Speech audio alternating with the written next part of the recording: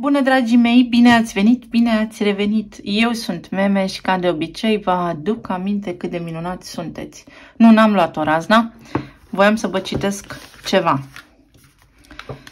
Așadar, spune aici într-o carte, imediat vă spun și care: mai mult decât orice alt factor, mediul, condițiile în care are loc dezvoltarea, care răspund sau nu nevoilor noastre multiple, este cel care determină ce potențial se va manifesta sau nu. În contextul manifestării, vorbim despre cartea lui Gabor Mate, Mitul normalității, trauma, boala și vindecarea într-o cultură toxică. Bine ați venit în lumea mea! Prin aceste videoclipuri mă vindec pe mine și transmit mai departe ceea ce eu înțeleg în viață, vorbesc din experiență și din studiu. Bun, să trecem la citirea noastră. Manifestarea. Manifestarea vine din cine suntem noi. Cine suntem noi astăzi este o consecință a mediului în care noi ne-am dezvoltat și am crescut. Când înțelegem acest lucru și vindecăm copilul interior, căci la asta se rezumă totul, putem manifesta dintr-un loc al vindecării reușite, iubire, bunăstare, abundență și așa mai departe. Să vedem ce ne spune energia momentului prezent. Ca vibrație a zilei avem 23 și aș putea să vă spun așa: judecata și împărăteasa. Judecata este acea epifanie, acea realizare că noi suntem mai mult decât ceea ce ochii văd. Că ne putem întoarce în trecut, că putem analiza ce a fost anterior pentru a da o nouă vibrație, pentru a crea altceva mult mai frumos. Judecata este interioară, este introspecție, este ceea ce noi înțelegem despre noi în fiecare moment de răscruce pe care îl avem în viață, experiența noastră anterioară care ne clădește practic viitorul.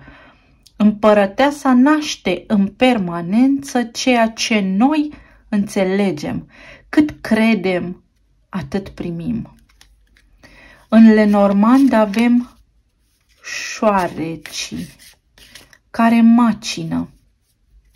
Macină în permanență și distrug cumva ceea ce noi încercăm să facem. Pentru că poate nu construim pe o bază solidă. În egală măsură, eu simt un soi de empatie dedicată către șoricei, pentru că este și acolo un soi de conștiință divină, iar ei sunt folosiți foarte des în laborator. Deci sunt cobai. Pe ei se încearcă multe. Practic, din multe încercări eșuate, pot acum să înțeleg și să renasc. Să fiu mai înțelept, să fac mai bine, să îmi fac mai bine. Prima carte a zilei.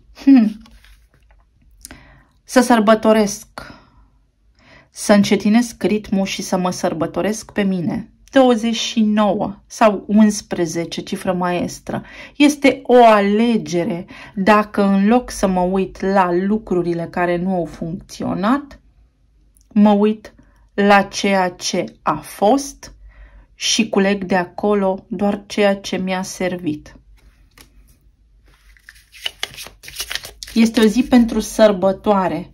Prin vibrația șoriceilor nu prea m-aș arunca în a face lucruri noi. Le-aș lăsa așa cum sunt, mi-aș lua o pauză și m-aș bucura de viață. De lucruri mici. Uite, de o carte. Floarea ca și ieri.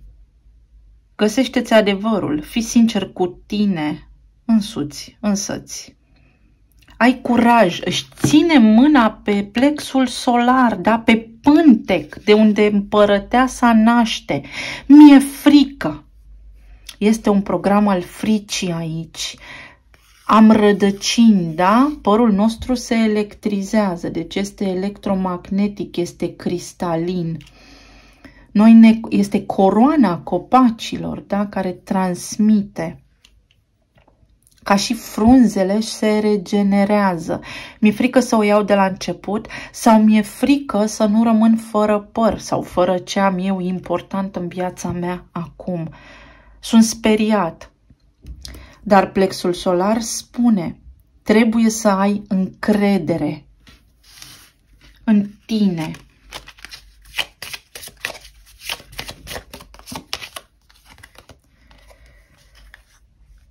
Pasărea Phoenix, ce frumusețe! Ce spui despre a trăi bine până la adânci bătrâneți? A pus cartea jos, vedeți, și a vindecat trauma. A renăscut. Trauma, să o vindeci, e cale lungă. Trebuie să stai cu tine, să nu te ferești de tine, să te iubești, să-ți dai timp în tot ce faci, nu știu, când îți faci cumpărăturile, să te înțelegi de ce cumpăr produsul ăsta, de ce nu-l cumpăr pe ăsta. Lucrurile mărunte, știți, că de acolo vine bucuria. A pus cartea jos, a acceptat. A acceptat să se transforme, să o ia pe un nou drum. Și am 9, închiderea de ciclu. 9 este îndumnezeirea. Accept că lucrurile se învârt în spirală. 9 este spirală, ca și urechea noastră, care reprezintă șirul lui Fibonacci. Totul este spirală, totul se transformă. Las să plece lucrurile, îndepărtez frica și o iau de la început.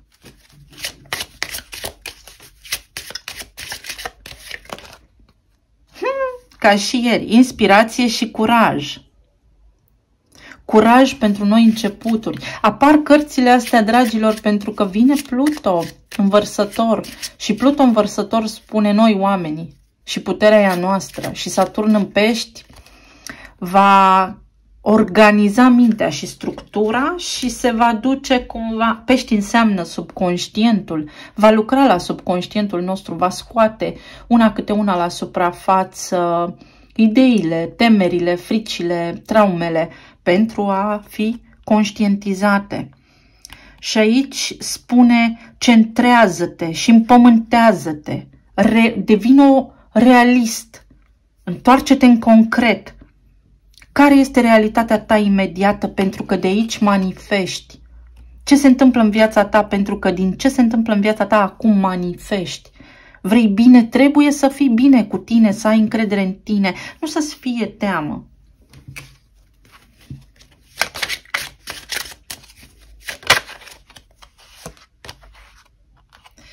Arta seducției.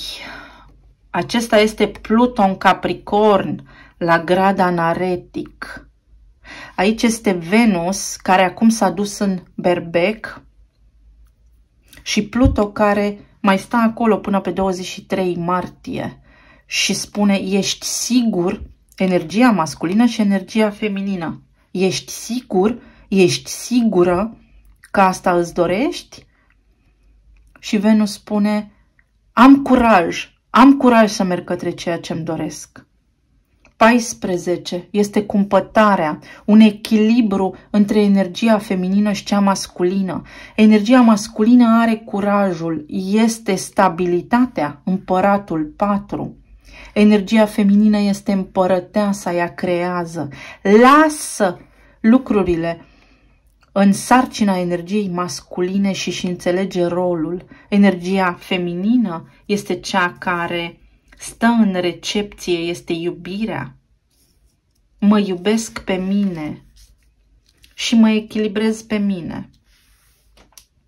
Să vedem în ce direcție.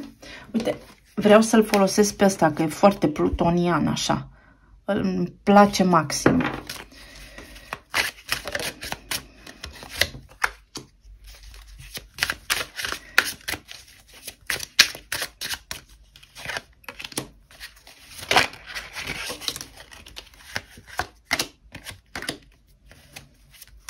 S-a dus singură la locul ei, ați văzut?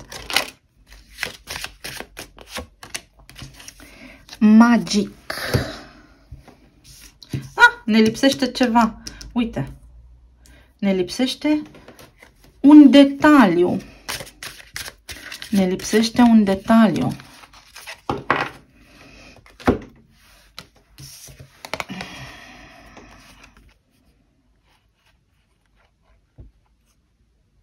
Zece de spade. Stau față în față cu experiența mea de până acum la relații. Mă uit în trecut, dar și trecutul se uită către mine. Trecutul meu reflectă ceea ce sunt și cât am crezut eu că pot.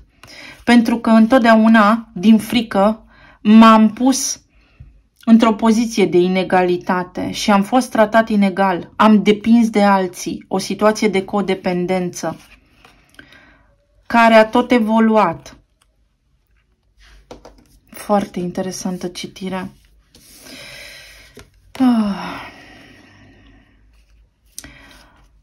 La nivel de relație, pentru unii dintre voi, persoana la care voi vă gândiți v-a dat așa din când în când câte ceva sau câte puțin, preponderent cuvinte. Cu un singur cuvânt avea efect asupra voastră. Și uite așa a trecut timpul și uite așa ați căzut voi în mental și în frici. Asta așa la un nivel mai profund. Pentru alții dintre voi s-ar putea ca persoana la care voi vă gândiți să fi fost sedusă de cuvintele altcuiva de la distanță, însă în acest moment să fi căzut în groapa săpată chiar de ea, de această persoană, și să fi ajuns la un efect pe care și l-a creat singur sau singură. Cineva aici revine la sentimente mai bune sau cineva capătă nivelul de înțelegere cu un sens al justiției, că nu v-a tratat foarte bine. Ar vrea să repare ceva ce a spus în trecut, pentru că i s-a spus și lui sau și ei același lucru acum. Pentru cineva vine scadența, să știți. Vine scadența aici. Ia să vedem. Pentru 10 de spade. Eremitul. Pentru 6 de monede. 7 de monede. Pentru 8 de bâte. Marea preoteasă. Și 6 de monede. După cum spuneam, dragii mei, asta nu este o zi de acțiune. Astăzi este o zi prin care voi să analizați și să vă folosiți intuiția, dar să aveți curaj, să fiți realiști și să vă gândiți cu exactitate ce mai căutați să tot revizuiți trecutul. Pentru că asta faceți cumva sub o formă sau alta. Căutați să înțelegeți de ce s-a purtat cineva într-un anumit fel sau sub o anumită formă cu voi. Tot așteptați un răspuns să se întâmple, dar aici 6 de monede în acest context și în această carte spune: tu știi mai bine că este timpul să părăsești această situație. Tu știi cât ai primit, știi, nu ai nevoie de validări, poți să mergi mai departe către drumul tău. Ce a fost, a fost. Asta spune cartea asta. 7 de monede. Ce a fost, a fost. Poți să accepti acest lucru. Poți să fii sincer cu tine și să lași deoparte ceea ce a fost și să mergi mai departe, înțelegând cu sinceritate că poate atât s-a putut pentru unii dintre voi. Sau poate persoana la care voi vă gândiți vă cere sub o formă sau alta socoteală. Sau poate voi vreți să cereți cuiva socoteală. De ce? Să aflați de ce.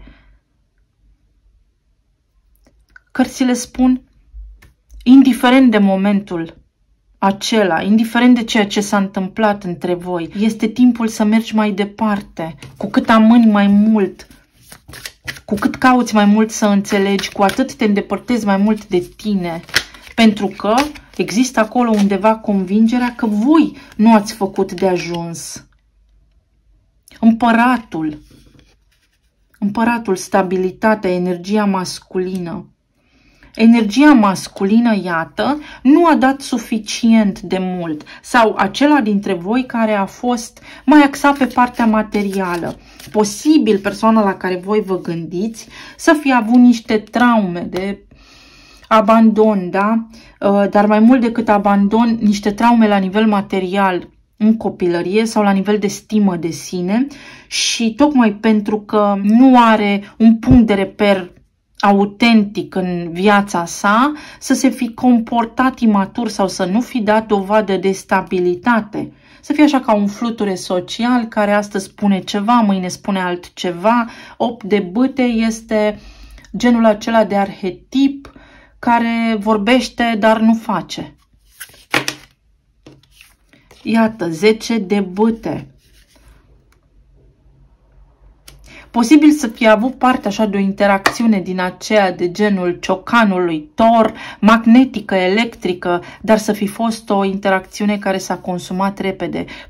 Pasiune, pentru că văd aici flirt, dar s-a consumat foarte repede. Cineva s-a apreciat foarte mult, iar altcineva deloc.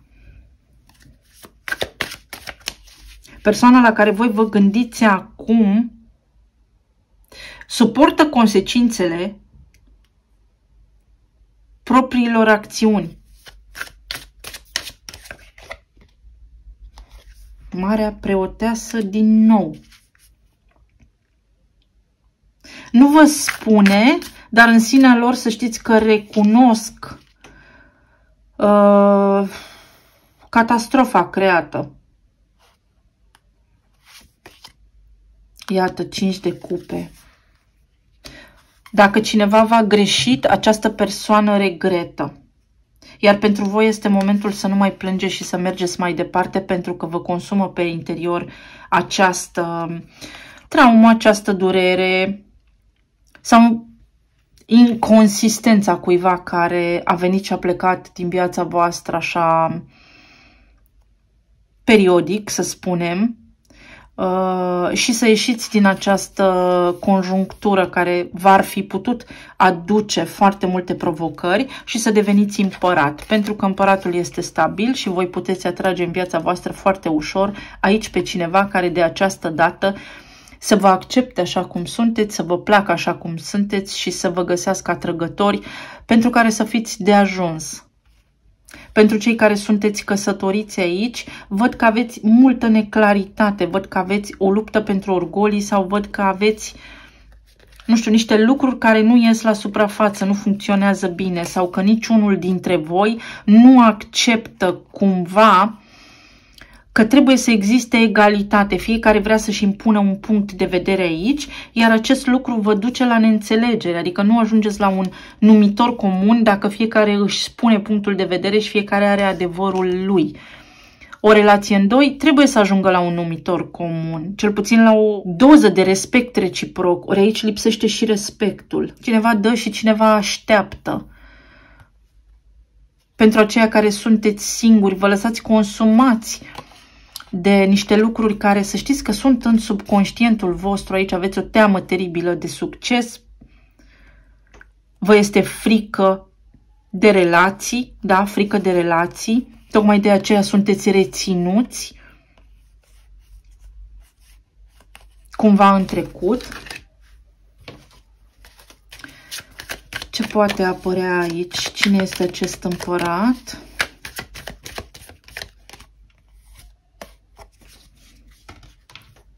După cum spuneam, poate apărea cineva, dar atunci când voi eliminați trauma anterioară sau dezastrul anterior sau când cineva pur și simplu își acceptă durerea și o transmite. Pentru foarte mulți dintre voi văd că, ok,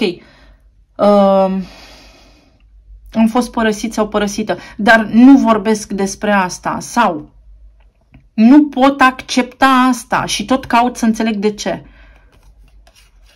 Persoana la care vă gândiți voi este în 5 de cupe, voi sunteți în 5 de cupe. Și aici cumva există iubire. Sau regretă relația. Sau regretă modul în care s-au comportat cu voi. 5 de cupe, 5 de cupe. Cred că la serviciu au avut posibil pe cineva. Pentru că există Marea Preoteasă aici de 2 ori. Să fi avut vreo idilă cu care să fi încălcat regulile și normele de conduită într-o căsnicie, dar să regrete. Și acum să fie consumați pe interior de acest lucru. Să nu vă spună evident, dar să vrea iertarea voastră. Iar dacă sunt cu acea persoană acum, de departe este un eșec total. De departe este un eșec total. Nu este o zi pentru acțiune în relație. Este o zi de cugetare, de introspecție, de lăsat deoparte conflictul și lacrimile și de stat voi cu sinele vostru, să vă iubiți pe voi, să mâncați ceva bun și să vă vedeți de viață și de treabă. Regretă ca și ieri. Deci cineva este pe urmele voastre, clar, cu regret. Energia este consistentă, energia arată continuitate. La nivel de plan material, diavolul, regele de bâte, 5 de cupe. Posibil unii dintre voi să vă doriți o promovare și să nu o puteți obține. Alții dintre voi plângeți sau regretați un serviciu anterior sau ceva ce nu ați putut realiza.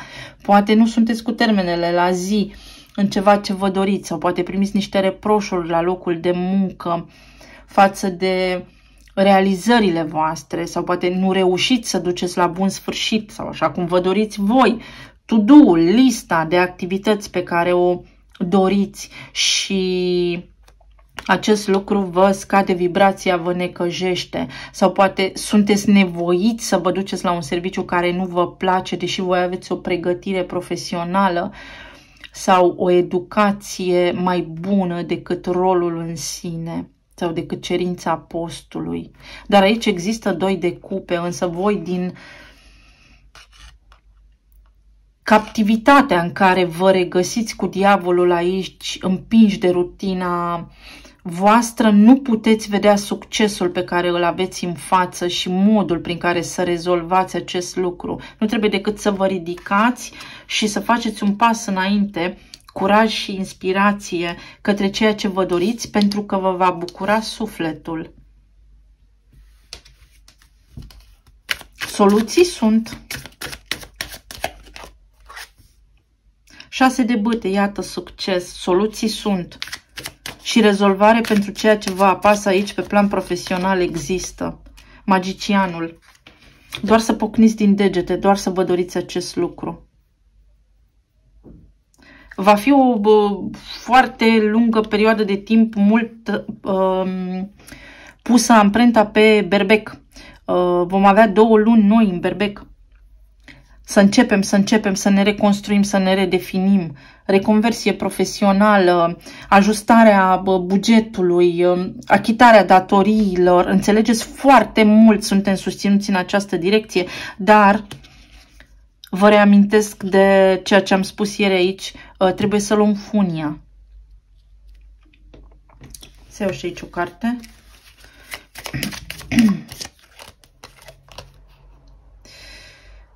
Și aici am consolare, cer consolare, cer ajutor. Bun, ne întoarcem la credință sau această consolare trebuie să vină din experiența mea de viață, da? Din încrederea că pot să fac lucruri sau poate aici sunt nevoit să tac la locul de muncă pentru a nu fi dat afară, spre exemplu. Pasărea Phoenix aici spune, dacă vei fi dat afară, stai liniștit că vei materializa imediat altceva, vin ocazii către tine, le atragi magnetic. Poți avea alte lucruri, te poți descurca, poți atrage alt serviciu. Vă știți, dragii mei, pe plan emoțional, 7 de spade, justiția și 7 de monede. Se repetă cărțile, cumva sunt legate zilele între ele. Justiția. Un efect. Aștept nota de plată a cuiva care m-a trădat. Și asta îmi va face mie bine. Oh, dragii mei, pe de o parte, ok, dacă sufletul vostru asta își dorește, este în regulă, fiecare se vindecă așa cum poate, însă din experiența mea de până acum știu că lucrurile nu se rezolvă atunci când nu sunt în acord cu regulile, cu legile universale și că degeaba aștept eu ca cineva să își primească plata, pentru că s-ar putea la un moment dat cineva să aștepte ca eu să-mi primesc plata. Și vedeți, e un fel de cerc vicios. Pentru alții dintre voi așteptați o instanță să facă dreptate într-un caz pe care îl aveți, care implică situația financiară sau o moștenire, bani, ceva ce are legătură cu munca de o viață a cuiva sau ceva ce are legătură cu pământ, cu pământuri, cu niște terenuri. Unii dintre voi aici ați fost într-adevăr înșelați într-o privință și acum așteptați o sentință, da, un rezultat oficial din partea instanței.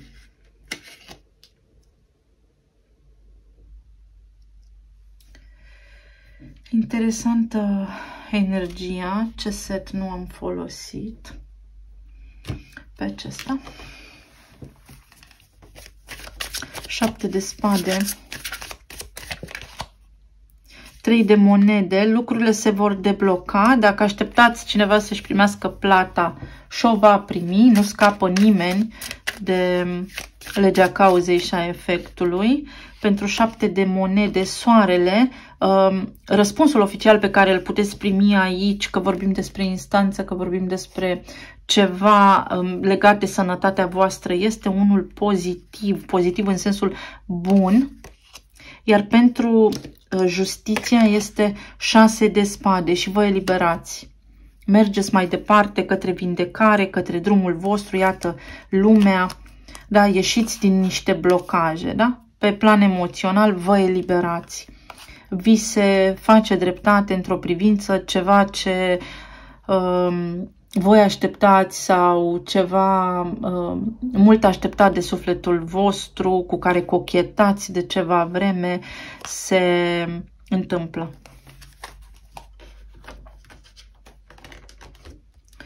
Hai să iau și aici o carte de asta. Eu vorbesc singură, îmi dau sfaturi. Eu sunt regizorul, eu sunt producătorul, eu sunt moderatorul aici. Camera, iată. Așteptați pe cineva, așteptați clar ceva, așteptați o audiență, unii dintre voi așteptați o programare la medic pentru care clar veți primi soluția care vă va îndulci ziua, care vă va face bine, vă va oferi soluția de care aveți nevoie, alții o audiență, o înfățișare de unde veți afla vești bune. Ca semne astrologice avem așa: Gemeni, Taur, Fecioară, Săgetător, Taur, Fecioară, Pești, Rac, Berbec, Scorpion, Săgetător, Pești și cam atât. Deci multă neclaritate. Astăzi, la nivel de relație, este un cocktail cu de toate care ne îmbată. Pentru că energia peștilor, ca arhetip, este una confuză. Este o zi în care mai bine bem un ceai. La nivel de plan material, Capricorn, Scorpion, Leu, Leu foarte puternic, Gemeni. La planul material, trebuie să faceți o schimbare la serviciu. Clar, clar, Pluto se mută, Saturn se mută de unde se află în acest moment și veți avea nevoie să faceți o schimbare. Trebuie să vă folosiți liberul arbitru aici, indiscutabil. Iar la partea de plan emoțional, medical și așa mai departe avem Balanța, Gemeni, Fecioară, Capricorn, Vărsător, Leu. Multă energie de aer. Mentalizați foarte mult. Sunteți cu gândul efectiv pe un rezultat. Încercați să vă îndepărtați puțin, pentru că universul va lucra și va lucra echitabil. Da? Nu încurcați acolo planurile, pentru că puteți prăbuși energia cu mintea. În sensul de să vă scădeți vibrația. Ca talismane avem, iată, diamantul, da? O piatră rară, o piatră prețioasă, deci ceva. Energia astăzi vă susține să străluciți. Luați acest diamant și purtați-l voi, folosiți-l pentru iubirea de sine. Aveți grijă de voi astăzi. Bucurați-vă de viață, lumea întreagă, iată, ceva din lume, poate niște vești pe care le aflați de la depărtare, vă bucură. Inițiala F, I, P, PIF. Astea erau niște desene când eram eu mică și vorbeau despre Pif și Hercule, putere. Puterea să evoluez, puterea să o iau de la început, să devin înțelept.